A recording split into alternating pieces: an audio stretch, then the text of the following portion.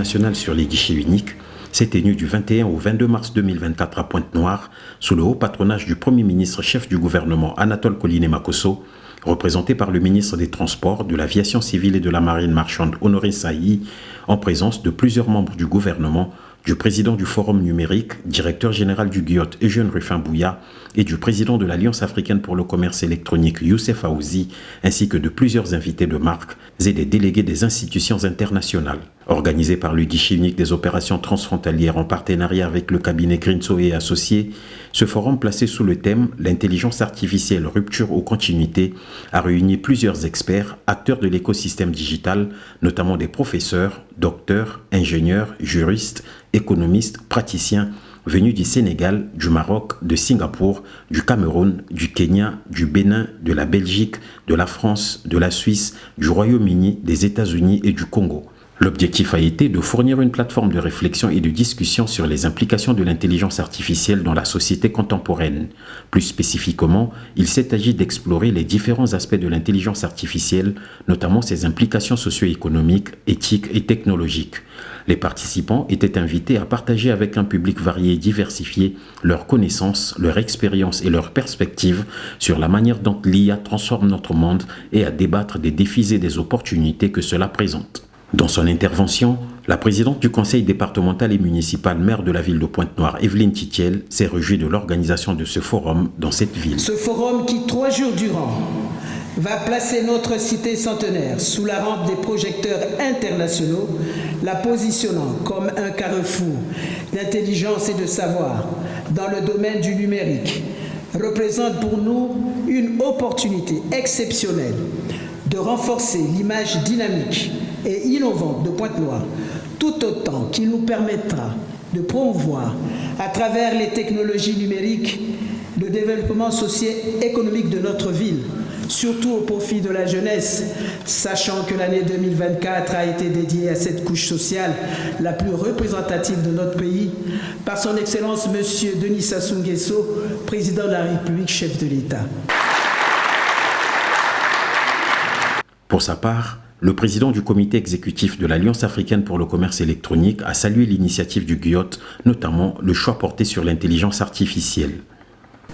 Le choix d'aborder le thème de l'intelligence artificielle lors de ces rencontres majeures témoigne des mutations importantes en cours dans la facilitation des échanges grâce à l'IA.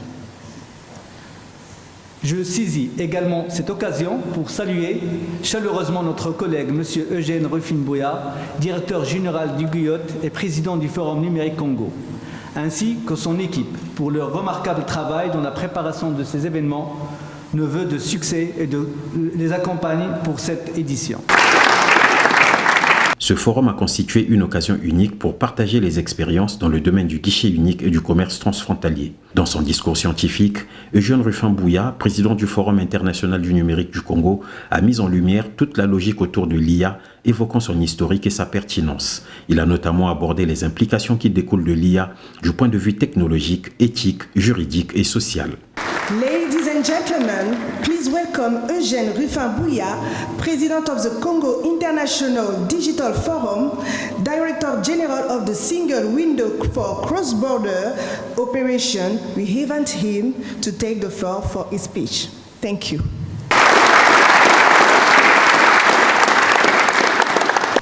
Distingués invités, mesdames et messieurs, ces assises sont pour moi un grand moment d'échange, de partage d'idées et de débats afin d'inspirer l'action. Comme vous le savez, le numérique est omniprésent dans la vie humaine, s'immisce tous les jours dans nos actions quotidiennes, impacte tous les secteurs de la vie. En un mot, comme j'ai l'habitude de le dire, le numérique est devenu le catalyseur par excellence de l'optimisation des performances des entreprises. Ne pas l'adopter, c'est s'exclure volontairement de la marche du monde. Se priver d'opportunités compromettre ses performances et son potentiel de développement. Mesdames et messieurs, ce forum axé sur l'intelligence artificielle s'inscrit pleinement dans notre engagement en faveur d'un développement technologique, éthique et inclusif. Son objectif principal est de favoriser un dialogue ouvert et constructif entre les experts et le grand public, afin d'explorer les défis et les opportunités liées à l'intelligence artificielle dans notre société. Dans cette perspective, le forum qui s'ouvre ces jours abordera les orientations préliminaires qui émergent de cette démarche en mettant l'accent sur la nécessité de développer, d'encadrer et de réguler l'intelligence artificielle au Congo, en Afrique et à travers le monde. Distingués invités, mesdames et messieurs, l'intelligence artificielle, tantôt considérée comme une mode, tantôt comme un domaine de recherche scientifique, représente plus qu'une simple innovation technologique. Elle incarne un projet idéologique profond, celui de créer une créature artificielle à l'image de l'homme, comme l'a su bien le souligner Philippe Breton en 1995. Disons-le clairement. Elle constitue un bouleversement technologique qui redéfinit notre relation aux machines. Tout d'abord, elle permet aux machines d'accomplir des tâches auparavant considérées comme relevant exclusivement de la cognition humaine, telles que la prise de décision, l'apprentissage, la reconnaissance des motifs et même la création artistique. Cette capacité transforme notre perception des machines, les élevant au rang de partenaires intelligents et non plus simplement d'outils passifs. En outre, l'IA crée de nouvelles interactions entre les humains et les machines, en introduisant des interfaces de plus en plus naturelles et intuitives, telles que la reconnaissance faciale, vocale, la vision par ordinateur et les agents conversationnels. Cette évolution change de manière dont nous interagissons avec la technologie en rendant les échanges plus fluides, plus personnalisés et très proches de la communication humaine. Oui, l'intelligence artificielle soulève des questions profondes sur l'autonomie des machines et leur capacité à prendre des décisions éthiques. Avec le développement des systèmes autonomes et des véhicules intelligents, nous sommes confrontés à des dilemmes moraux complexes sur la responsabilité et la sécurité. Cette dimension de l'intelligence artificielle nous invite donc à réfléchir sur les limites de la technologie et sur la nécessité d'une régulation appropriée pour garantir son utilisation éthique et socialement responsable. D'où cette question éthique, l'intelligence artificielle, rupture ou continuité. Monsieur le ministre des Transports, distingués invités, l'engouement international autour de l'intelligence artificielle témoigne d'un débat souvent focalisé sur les possibilités qu'elles offrent et les défis qu'elles posent. Cependant, il est important de reconnaître que les avancées technologiques de l'IA posent des questions d'ordre éthique, philosophique et sociétal bien complexes. L'intelligence artificielle soulève des préoccupations concernant la vie privée, la sécurité, l'emploi et même la nature de notre humanité. Tim Cook, le PDG d'Apple, n'a-t-il pas dit que l'intelligence artificielle va changer non seulement ce que nous faisons, mais aussi qui nous sommes? Il est important de ne pas succomber à la peur ni à la naïveté. Au contraire, nous devons être pleinement conscients de notre responsabilité. Cette responsabilité, elle est double.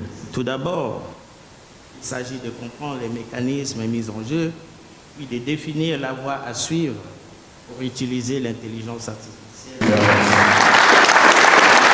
Le ministre des Postes, des Télécommunications et de l'Économie numérique, Léon-Juste Ibombo, a quant à lui salué l'initiative de Eugène Rufin-Bouya d'organiser ce forum et dit tout l'intérêt qu'il représente pour le Congo. Il pense que l'IA constitue un levier important d'accélération de croissance de notre économie diversifiée. Le forum numérique, 4e édition, qui nous réunit ce jour, 21 mars, continue à porter avec autant de bonheur aux yeux des acteurs de notre écosystème l'étendard du développement de l'économie numérique, 5e pilier, soulignons-le, des axes prioritaires du plan national de développement 2022-2026. Elle est, en même temps, affirmation de notre ferme volonté de répondre aux exigences de l'impact de l'intelligence artificielle, d'intégrer notre pays dans le concert des sociétés de l'information et du savoir.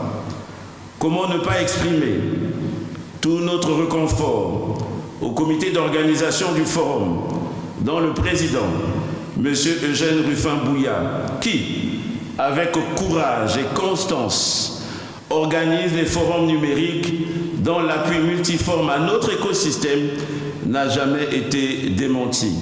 Intervenant pour son allocution d'ouverture des travaux, le ministre en charge des Transports, Honoré Tsaï, a dit: en ce 4e rendez-vous du Forum international numérique Congo, associé à la 10e édition de la conférence internationale sur les guichets uniques, vous êtes conviés à examiner 2 thématiques cruciales relatives à l'intelligence artificielle d'une part, l'intelligence artificielle rupture ou continuité, et d'autre part, l'exploitation de l'IA pour faciliter les échanges commerciaux. Il vous est donc demandé d'accomplir une tâche exigeante. Pour autant, après avoir pris connaissance du contenu de cet événement, j'ai constaté que vos profils et vos compétences correspondent idéalement aux défis que représente cette initiative.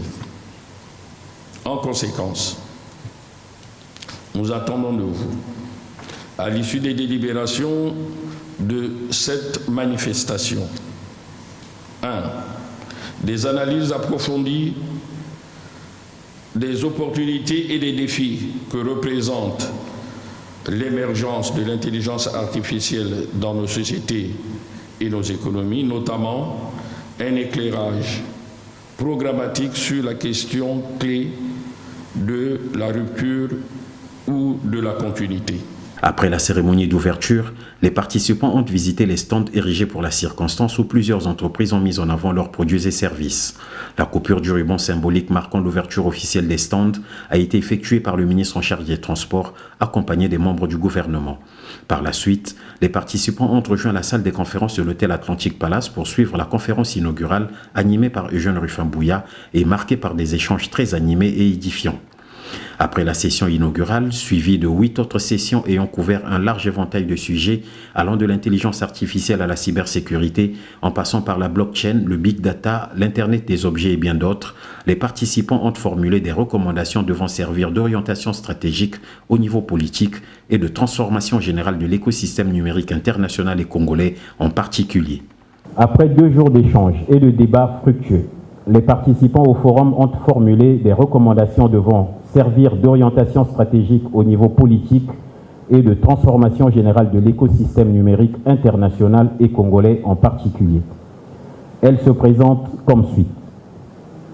Élaboration d'une convention africaine sur l'intelligence artificielle, à l'instar de la convention de Malabo en matière de cybersécurité et de la protection des données à caractère personnel.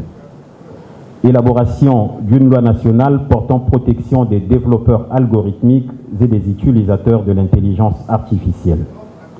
Élaboration d'une stratégie nationale avec des plans d'action dans la mise en œuvre de l'utilisation de l'intelligence artificielle. Intégration de la culture du numérique en matière d'intelligence artificielle à travers des formations. Nomination par le Premier ministre d'un responsable national chargé des questions sur l'intelligence artificielle. Sensibilisation sur la dangerosité de l'utilisation des données à caractère personnel.